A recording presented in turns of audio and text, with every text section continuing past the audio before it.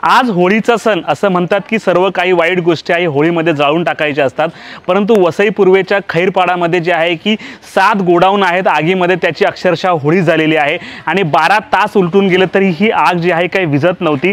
हीच ती आगीची दृश्य आहेत आणि एका पाठोपाठ 7 गाळ्यांना ही आग लागली होती। भवानी इंडस्ट्रियल इस्टेट खैरपाडा वालीव या ठिकाणी आहे आणि हे संपूर्णपणे अनधिकृतपणे इंडस्ट्री आहे।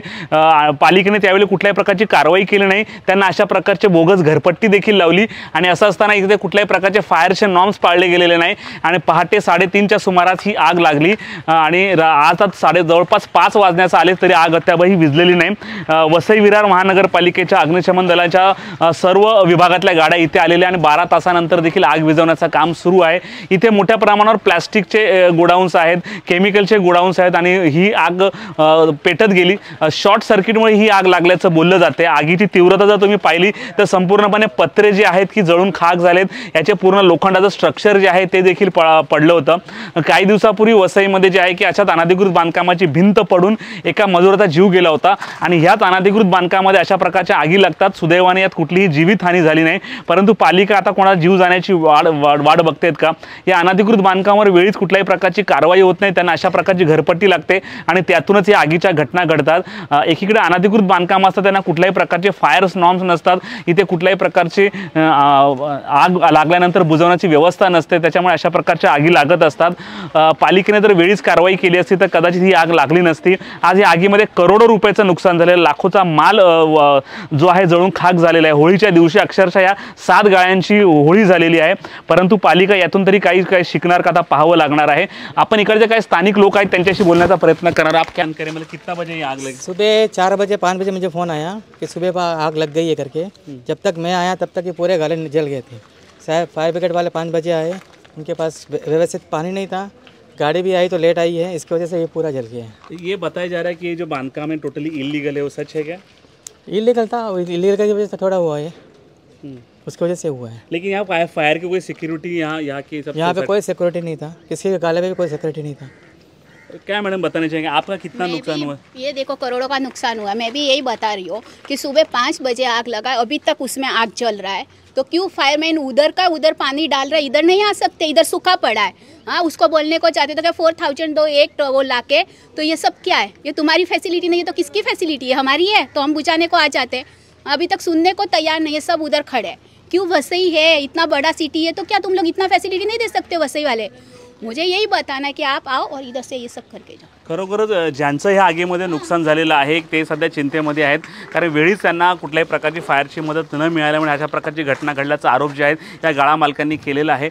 परंतु आता ह्या घटनेनंतर पालिकेला काहीतरी बोध घ्यावा लागणार आहे। अशा प्रकारच्या आगी ह्या लागत असतात, त्याच्यामुळे की येत्या काळात जर फायरची गाडी लवकर पोहोचावी किंवा यांना फायरचे नॉर्म्स घेण्यासाठी कुठल्यातरी उपाययोजना कराव्या लागणार आहेत। HPLसाठी हनीफ पटेल सोबत प्रवीण नलावडे, वसई। नमस्कार, मी नानासाहेब कोळेकर। आज आपण वालीवच्या खैरपाड्यामध्ये आलेलो आहोत, जिकडे वारंवार आगीच्या घटना घडतात। काल रात्री देखील इकडे वालीवच्या खैरपाड्यामध्ये भवानी इंडस्ट्रियल इस्टेट म्हणून एक इंडस्ट्रियल आहे, त्याच्यामध्ये मोठ्या प्रमाणावर आग लागलेली होती आणि आता सुद्धा आग दिसते, आपण बघू शकता मोठ्या प्रमाणावर आग लागलेली आहे। आणि आगीची घटना पहिल्यांदा नसून वारंवार या आगीची घटना घडत असतात आणि ज्याच्यामुळे आर्थिक नुकसान आणि जीवित मानहानी होण्याची देखील शक्यता असते। पण यामध्ये महानगरपालिका नक्की करते काय? ना फायर ऑडिट होतंय, या सर्व इंडस्ट्रियल ज्या आहेत त्या अनधिकृत बांधलेल्या आहेत। मग अनधिकृत बांधताना महानगरपालिका त्यांना का बांधू देते?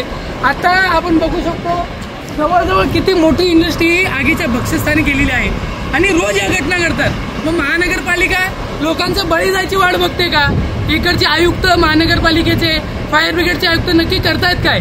आता फायर ब्रिगेड आलेली आहे, आग विझवण्याचा प्रयत्न देखील करते, पण माझं एकच म्हणणं आहे की वारंवार एक दिवस आड दररोज वसई विरार महानगरपालिकेअंतर्गत आगीच्या घटना घडतायत आणि महानगरपालिका नक्की करते काय?